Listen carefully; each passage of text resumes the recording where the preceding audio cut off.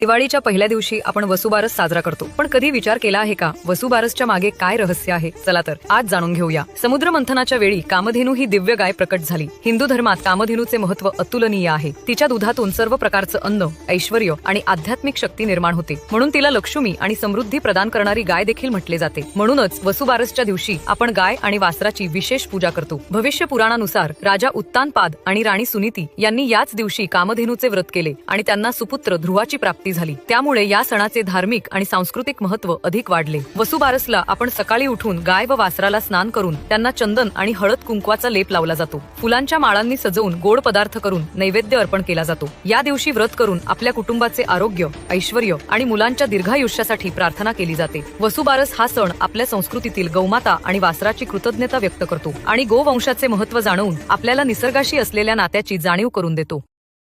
Download ShareChat.